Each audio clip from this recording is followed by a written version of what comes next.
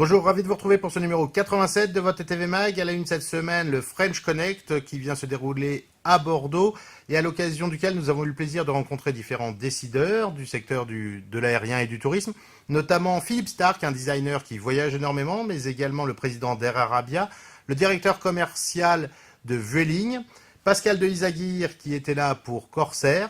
Nous suivons également l'actualité de l'UMIH qui mène un certain nombre d'actions évoquées par son président la semaine dernière dans une interview sur Tourisme TV. Et pour terminer, Vie ma vie d'agent de voyage, la suite. Un événement qui regroupe les professionnels de l'aérien et les aéroports français, le French Connect, vient donc de fêter ses 10 ans très dignement à Bordeaux.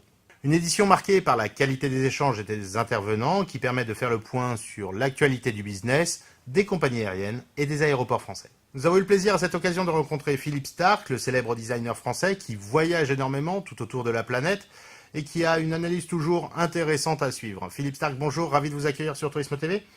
Quelle est votre vision du monde de l'aérien ? Se plaindre aujourd'hui serait un petit peu indélicat. Quand on pense le nombre de millions de gens qui sont transportés quotidiennement par l'aviation, même s'il y a quelquefois des petits incidents de retard, que je ne connais pas d'ailleurs, j'en ai jamais, il faut quand même comprendre que statistiquement c'est tout à fait normal.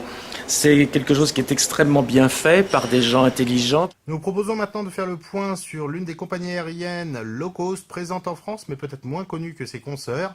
Il s'agit de Air Arabia, représentée par son président, M. Adel Ali. Bonjour, soyez le bienvenu sur Tourisme TV. Que représente le marché français pour vous ? French market is hugely important, especially for our Morocco base, where we operate from 4 airports in Morocco to about 5 airports in France. And we particularly developed regions such as Lyon is big to us, Montpellier we fly to quite a bit, and we will continue to develop the various airports in France. Autre entretien réalisé cette fois avec le directeur commercial de Vueling, une compagnie un peu plus connue en France. Il s'agit de Monsieur Julio Rodriguez Contreras. Monsieur, bonjour. Comment évolue votre compagnie sur le marché français ? France is our single most important European market at this point in time. We offer 35 routes. We operate 85 daily flights from or to France. And we will carry this year around or more than 3 million passengers out of 16 million passengers overall. Retrouvons maintenant Pascal de Izaguirre qui était là en tant que président de la compagnie Corsair. Pascal, ravi de vous retrouver sur Tourisme TV. Vous avez fait le choix de faire de Corsair une compagnie régulière et en même temps de diminuer le lien qui existe entre Corsair et les TO du groupe TUI France. Il a tendance à diminuer, c'est tout à fait volontaire, c'est-à-dire que les deux entités sont gérées de façon totalement séparée, totalement distinctes, ont des PNL séparés. L'année prochaine, le groupe TUI ne représentera que 10% du chiffre d'affaires de Corsair. Donc du côté de Corsair, on s'oriente très clairement vers une distribution multicanale.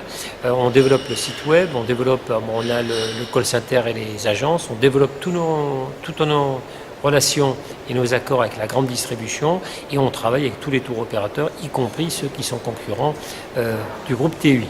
Suite à l'entretien réalisé avec M. Roland Aiguy la semaine dernière, président de l'UMIH, qui nous annonçait des actions contre des plateformes de réservation en ligne, cette dernière vient de saisir l'autorité de la concurrence relative aux pratiques contractuelles pour attaquer un certain nombre de ces plateformes, de ces OTA.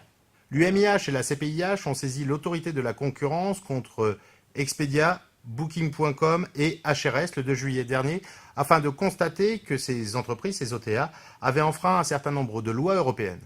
En premier lieu, cela concerne un article lié aux restrictions de concurrence, et notamment les OTA imposeraient un certain nombre de clauses aux hôteliers. L'autre point de cette procédure concerne la remise en cause de la position dominante collective qui impose des conditions inéquitables à ses partenaires commerciaux. Dans votre rubrique Vécu en agence, et fort du succès de la vidéo diffusée la semaine dernière dans le cadre des reportages Vie ma vie, nous vous invitons à découvrir la seconde, sans perdre un instant, son thème, l'élection du meilleur agent de voyage de France. Compte sur qui pour voter sur toi ? Sur le commercial de Tourjet que tu as remparé la semaine dernière ou un autre tu vois qui... Non mais attends, je rêve. Attends, c'est un vrai con ce mec. Sous prétexte qu'il y a 3 ans, on a fait un éductour ensemble et qu'aujourd'hui, je revends beaucoup mieux les produits des autres tour opérateurs, je suis navré, il y a quand même de quoi avoir les boules. Attends, tu sais pas y faire. Tu lui as dit que son service de résa est à la rue chaque fois que tu appelles ? ou que t'en as marre que les clients viennent prendre les brochures et après les réserver sur leur site. Merci de votre fidélité, portez-vous bien, rendez-vous la semaine prochaine. Merci à tous.